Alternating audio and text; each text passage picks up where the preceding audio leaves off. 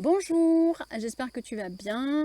Aujourd'hui, j'ai envie de te parler de la trace que tu laisses ou que tu as envie de laisser suite à une entrevue avec d'autres professionnels, comme par exemple dans un networking. Je me présente, je suis Peggy, révélatrice d'identité originale, et j'accompagne les femmes entrepreneurs hypersensibles et douées qui s'ignorent à libérer leur super pouvoir pour quoi faire déjà? Pour devenir magnétique auprès des bons clients pour elles, tout simplement. Et c'est ça la trace qu'elles vont laisser, elles, ok? Alors, en ce moment, c'est vrai qu'on est en période de confinement, encore et toujours. Soi-disant, bientôt, plus pour très longtemps. Mais bon, en attendant, nous y sommes toujours. Alors, peut-être que, du coup, le fait de vouloir laisser ta trace en networking, c'est pas forcément ta priorité du jour, puisque tu ne rencontres personne. Toutefois, ce confinement ne va pas durer à vie, et à un moment donné, tu vas retourner dans des rendez-vous d'entrepreneurs, dans des meetings ou que sais-je. Et à ce moment-là, ce travail de réflexion que je te propose va prendre tout son sens. Cette trace, elle ne passera pas par ta carte de visite ni par ton logo. Non. Elle peut, mais c'est pas ce que je te propose aujourd'hui.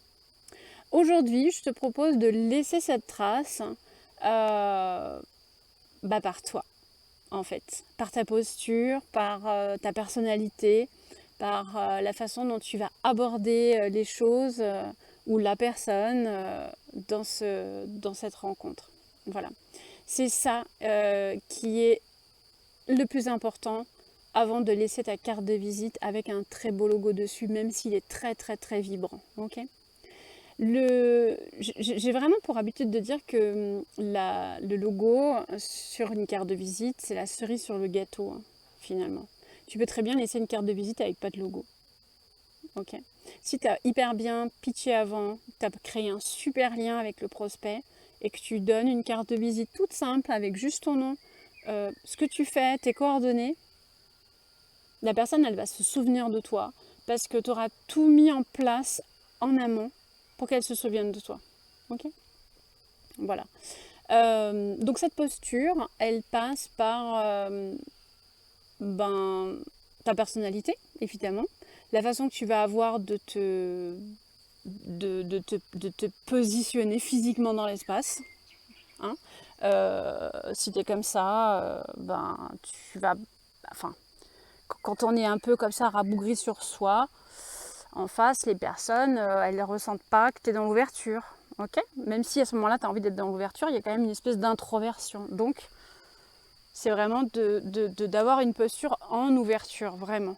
Mais pas trop non plus, hein, parce qu'il ne faut pas non plus passer pour la personne qui arrive en terrain conquis, en fait. D'accord ? Donc, c'est de trouver vraiment le juste équilibre et ta juste mesure à ce moment-là. Ouverture. C'est la façon dont tu vas aborder les gens. Alors, moi, je suis quelqu'un d'un peu extraverti.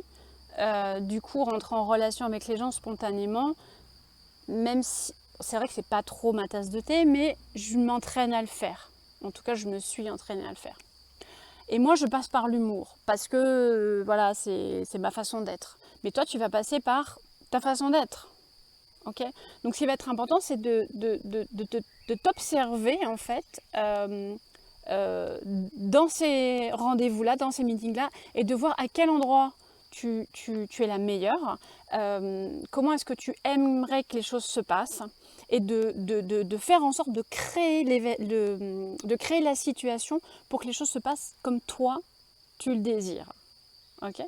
C'est un peu influencer l'environnement, c'est un peu manipuler l'environnement pour que les choses se passent le mieux possible pour toi.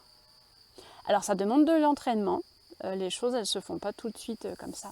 Mais là, le fait d'être capable à un moment donné de te mettre en position méta pendant que tu vis les choses, ça c'est absolument génial parce que tu restes observatrice de ce qui se passe.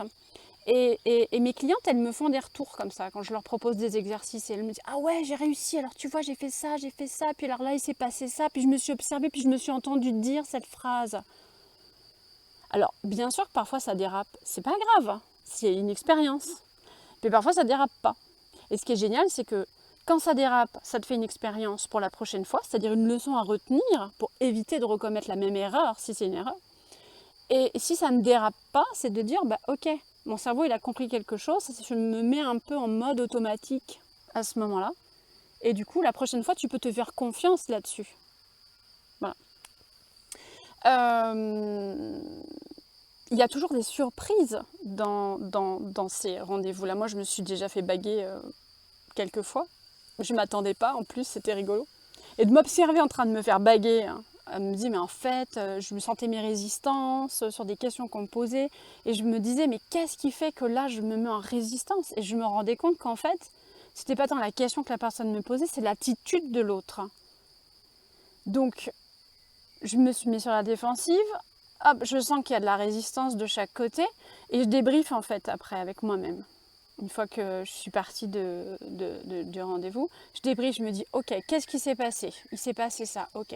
Qu'est-ce qui fait que ça m'a braqué? Ok, peut-être que là, j'étais peut-être en mode un peu défensif. Peut-être que là, je ne m'attendais pas à cette question. Du coup, ça m'a emmené à un endroit, je ne savais pas répondre. Du coup, comme je ne voulais pas me montrer que je ne savais pas répondre, alors du coup, j'ai peut-être surréagi. Est-ce que ça s'est vu? Je ne sais pas. Et je débriefe avec moi-même, en fait. Je me fais mon propre feedback. Et je me dis, bon, cool. Merci, et je remercie à chaque fois, même ces moments qui ont été désagréables, dans lesquels je me suis sentie inconfortable, je les remercie parce qu'ils me donnent une leçon pour la fois prochaine. Et ils me font apprendre énormément sur moi à chaque fois. Quand ça se passe bien, j'ai pas appris grand-chose, je me dis, ok, j'étais en zone de confort, tout s'est bien passé, c'était facile. C'est bien aussi, hein, je ne vais pas cracher dans la soupe. Mais quand ça se passe pas bien, ce qui est intéressant, c'est d'arriver à comprendre qu'est-ce qui s'est pas bien passé, en tout cas vis-à-vis de soi-même. Voilà. Et de ne pas recommettre les mêmes impairs pour la fois suivante. Ça permet de vraiment faire grandir ta posture, ton attitude, en fait, quand tu rencontres des gens. Alors, c'est valable, comme je te le dis, en réunion physique, mais en fait, en y réfléchissant, c'est peut-être aussi valable quand je ne sais pas si par exemple tu as l'occasion d'intervenir par Zoom. Alors les choses sont peut-être un peu différentes, mais si tu as l'occasion d'intervenir par Zoom en webconf pour une thématique sur laquelle peut-être quelqu'un t'aurait sollicité, invité ou que sais-je, et que tu n'as pas l'habitude de faire ça, finalement, tu fais la même chose. Tu te mets en observateur un peu de toi-même à certains moments. Ok ? Il ne faut pas que tu décroches non plus, pour que les gens sentent que tu es connecté avec eux. C'est une posture qui est encore un peu différente.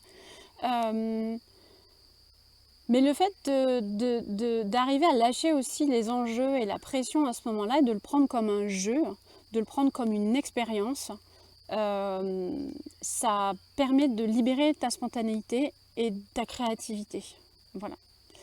En tout cas, c'est mon expérience personnelle sur le sujet pour être quelqu'un qui se monte beaucoup de bourrichons, gros cérébral, qui flippe. En fait, toutes les fois où je me suis mis des enjeux, je me suis vautrée. Et toutes les fois où j'y suis allée, cool, ça veut pas dire je m'en foutiste. Hein. Cool, c'est j'y vais sans enjeu. Hein.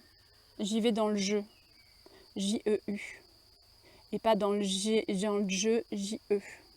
Et là, les choses se passent de façon vraiment différente. La vibration est différente. Hein. Voilà. Donc ça, c'est une astuce, des astuces pour t'aider à laisser une trace dans l'esprit de tes interlocuteurs. Et ensuite, si tu finalises cette trace, donc ça s'est hyper bien passé, et que tu finalises en laissant ta carte de visite avec un beau logo qui a vraiment ta vibration à toi, hein, qui est avec une carte de visite qui est alignée en fait sur ta propre vibration, là c'est jackpot. Voilà, donc si ça t'intéresse d'apprendre à bien te connaître, hein, à connaître tes pièges, à connaître tes talents, là où tu es la meilleure, pour justement marquer les esprits en entretien, en networking, face à tes interlocuteurs, avec ou sans carte de visite. Je t'invite à réserver ta session magnétique découverte offerte sur le lien en bas, en haut. À bientôt!